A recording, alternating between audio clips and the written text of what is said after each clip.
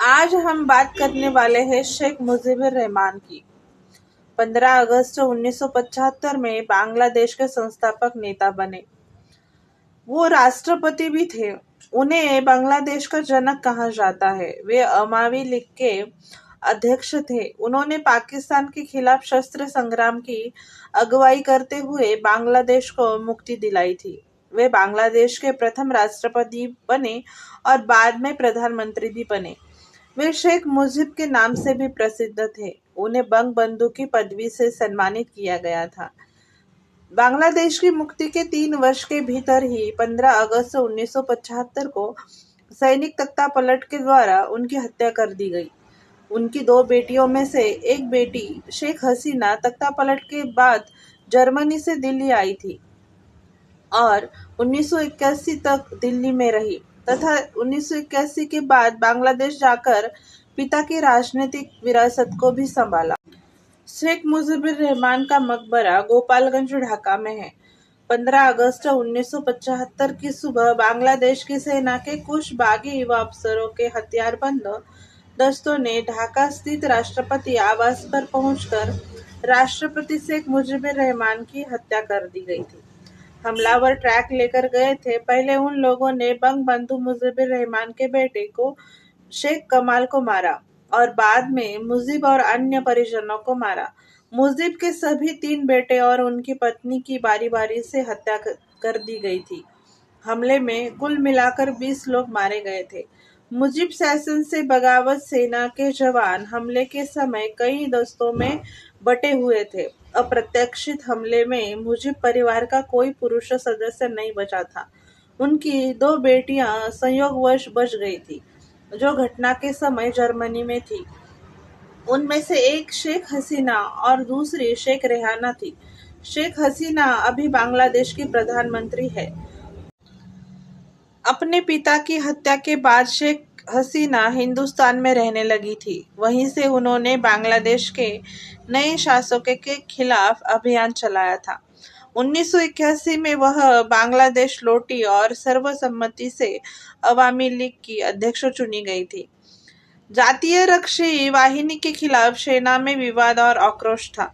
1965 के बजट में मुजीब सरकार ने रक्षा वाहिनी के लिए आवंटन बढ़ाकर 13% कर दिया गया था, जो कि पाकिस्तान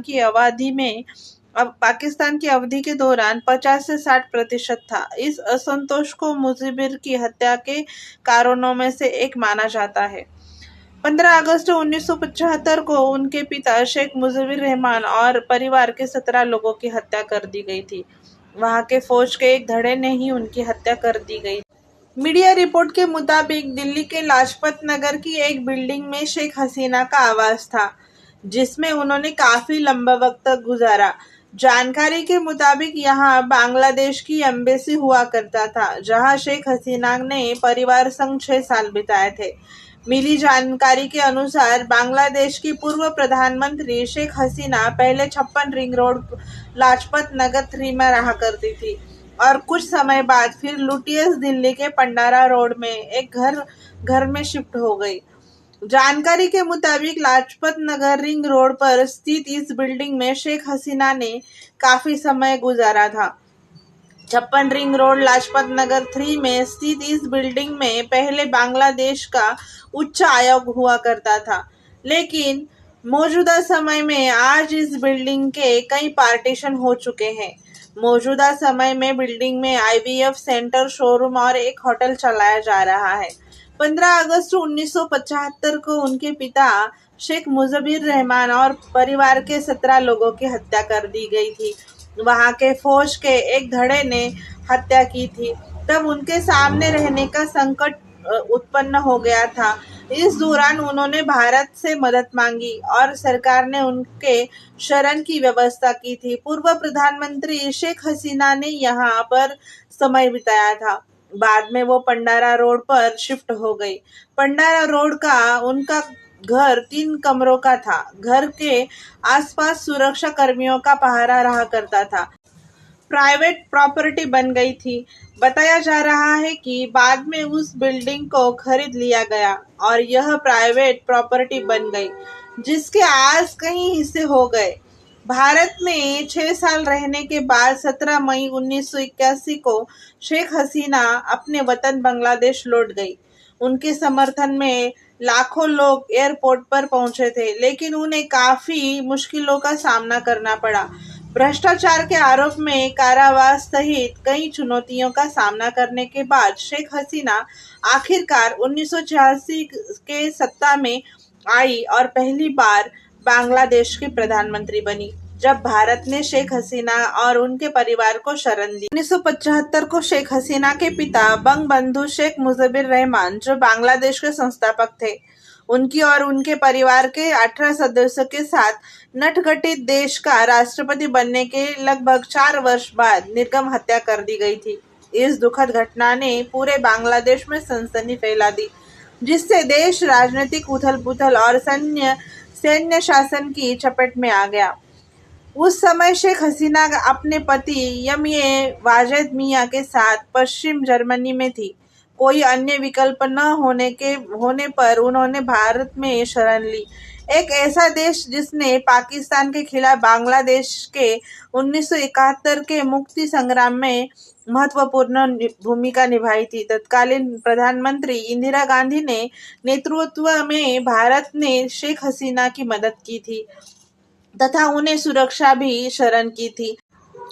शेख हसीना ने 2022 में दिए एक इंटरव्यू में उन्होंने कहा, मुजीबुर रहमान की हत्या के बाद के क्षणों को याद करते हुए कहा था, इंदिरा गांधी ने तुरंत हमें सूचना भेजी थी कि वह हमें सुरक्षा और आश्रय देना चाहती है। हमने यहाँ दिल्ली वापस आने का फैसला किया क्योंकि हमारे मन में यह था कि अगर हम दिल्ली गए तो दिल्ली में हम अपने देश वापस जा सकेंगे, तो तब हम जान पाएंगे कि परिवार के कितने सदस्य अभी भी जीवित हैं। जर्मनी छोड़ने के बाद शेख हसीना और उनके परिवार को, जिसमें उनके 2 छोटे बच्चे थे, और शुरू में नई दिल्ली में एक सुरक्षित घर में रखा गया था, जहां उनकी जान को खतरा होने के कारण उन्हें कड़ी सुरक्षा के बीच रखा गया था। उन्होंने दिल्ली में बिताए अपने समय को गुप्त निवास के रूप में वर्णित किया था। दिल्ली पहुंचने पर शेख हसीना ने इंदिरा गांधी से मुलाकात की और उन्हें अपने परिवार के 18 सदस्यों की हत्या के बारे में पता चला। उन्होंने 2022 में समाचार एजेंसी एएनआई से कहा था कि उन्होंने इंदिरा गांधी ने हमारे लिए सारी व्यवस्था की थी। मेरे पति के लिए नौकरी और पंडारा रोड वाला घर, हम वहीं रह रहे थे। शेख हसीना कहती है, कांग्रेस नेता प्रणब मुखर्जी और गांधी परिवार सहित भारतीय नेताओं के साथ घनिष्ठ संबंध बनाए। भारत में रहने से न केवल उन्हें सुरक्षा मिली, बल्कि उन्हें ऐसे संबंध बनाने का मौका मिला जो बाद में उनके राजनीतिक करियर में अहम भूमिका निभाएंगे। दिल्ली में हसीना पहले 56 रिंग रोड में लाजपत नगर 3 में रहती थी। उसके बाद वे लुटियंस दिल्ली के पंडारा रोड स्थित मकान में रहने लगी। हसीना को आज भी वे दिन याद आते हैं और वो भारत और गांधी परिवार की आभारी है। जब भी वे भारत आती है तो गांधी परिवार के सदस्यों से अक्सर मिलती है। 6 वर्ष के बाद 17 मई 1981 को हसीना बांग्लादेश लौट गई, जहां उन्हें अवामी लीग का महासचिव चुन लिया गया था। द वीक डे रिपोर्ट के अनुसार प्रणब मुखर्जी की बेटी शर्मिला मुखर्जी ने अपनी पुस्तक प्रणब माय फादर में हसीना और मुखर्जी परिवार के बीच के संबंधों के बारे में लिखा था। बांग्लादेश में सरकारी नौकरी में आरक्षण को लेकर शुरू हुई छात्र आंदोलन हिंसक को प्रधानमंत्री शेख हसीना के इस्तीफे की मांग तेजी से हो गई। सेना ने प्रदर्शनकारियों पर गोलियां न चलाने की घोषणा की थी। आर्थिक परिस्थिति और बढ़ती बेरोजगारी ने हालात और खराब कर दिए थे। बांग्लादेश में हिंसक प्रदर्शन बेकाबू हो गए थे और प्रदर्शनकारी ढाका में स्थित पीएम हाउस में घुस गए। आखिर शेख हसीना को क्यों छोड़ना पड़ा बांग्लादेश? बांग्लादेश में सरकारी नौकरियों में आरक्षण को लेकर शुरू हुए छात्र आंदोलन हिंसक हो गए थे। प्रधानमंत्री शेख हसीना के इस्तीफे की मांग तेजी से हो गई थी। सेना ने प्रदर्शनकारियों पर गोलियां न चलाने की घोषणा की थी। आर्थिक स्थिति और बढ़ती जा रही थी और बेरोजगारी ने हालात और खराब कर दिए थे। बांग्लादेश में हिंसक प्रदर्शन बेकाबू हो गया। प्रदर्शनकारी ढाका में स्थित पीएम हाउस में घुस चुके थे। इस बीच प्रधानमंत्री शेख हसीना ने ढाका छोड़ दिया था। शेख हसीना ने प्रधानमंत्री पद से भी इस्तीफा ले लिया था। कहा जा रहा है कि वो भारत की में शरण लेगी। छात्रों के प्रदर्शन से शुरू हुआ आंदोलन इतना कैसे बढ़ गया कि शेख हसीना को बांग्लादेश छोड़ना पड़ा। शेख हसीना के बैकफुट आने के 5 कारण हैं। लेकर आंदोलन और भी बढ़ गया। बांग्लादेश में सरकारी नौकरियों में आरक्षण को लेकर छात्रों ने भारी विरोध प्रदर्शित किया था। ये प्रदर्शन देखते देखते हिंसक हो गया। विवाद उस 30% आरक्षण को लेकर है जो स्वतंत्रता सेनानियों के वंशजों को दिए जा रहे हैं। छात्रों का आरोप ये है कि मेरिट के आधार पर सरकारी नौकरियां नहीं दी जा रही है। सरकार अपने समर्थकों को आरक्षण देने के पक्ष में है। विपक्षी दलों का भी भारी विरोध था। बांग्लादेश में आरक्षण को लेकर शुरू हुई छात्र आंदोलन में विपक्षी दल भी फ्रंट फुट पर आ गए थे। विपक्षी ने शेख हसीना सरकार के खिलाफ व्यापक विरोध किया। विपक्षी पार्टी बांग्लादेश नेशनलिस्ट पार्टी ने खालिदा जिया के नेतृत्व में लाखों की भीड़ जुटाकर शेख हसीना की कुर्सी को हिला दिया। विपक्षी ने हसीना से इस्तीफा मांग की। सरकार भी विपक्ष के विरोध का सामना करने में विफल। सेना ने नहीं दिया था साथ। बांग्लादेश में चल रहे प्रदर्शनों में सेना ने भी सरकार का साथ देने से मना कर दिया। हिंसक प्रदर्शनों में 90 लोगों की जान जा चुकी है। इसके बाद बांग्लादेश की सेना ने कहा कि अब वह प्रदर्शनकारियों पर गोलियां नहीं चलाएगी। सेना मुख्यालय में बांग्लादेश आर्मी चीफ ने हालात के बारे में चर्चा की और ऐलान किया कि अब प्रदर्शनकारियों पर एक भी गोली नहीं चलाई जाएगी। इस बयान के बाद सेना का प्रदर्शनकारियों के लिए सॉफ्ट कॉर्नर नजर आया। हिंसा भड़कने में पाकिस्तान का भी हाथ था। बांग्लादेश में हिंसा भड़काने में पाकिस्तान का भी हाथ है। बांग्लादेश की सिविल सोसाइटी ने पाकिस्तान उच्चायोग पर कट्टरपंथी छात्र प्रदर्शनकारियों को समर्थन देने का आरोप लगाया है। पाकिस्तान अंदर खाने छात्रों को समर्थन के जरिए बांग्लादेश के आंतरिक मामलों में हस्तक्षेप कर रहा है। कुछ रिपोर्ट में खुलासा हुआ है कि पाकिस्तान मिशन पाकिस्तान समर्थक जमाने में जुट चुके हैं। छात्र प्रदर्शनकारियों के एक वर्ग के संपर्क में है जो बांग्लादेश में प्रतिबंधक है। बांग्लादेश की आर्थिक हालात खराब हो गए थे। बांग्लादेश की आर्थिक स्थिति वैसे ही खराब थी। वही इस आंदोलन से इसे और भी झटका लगा है।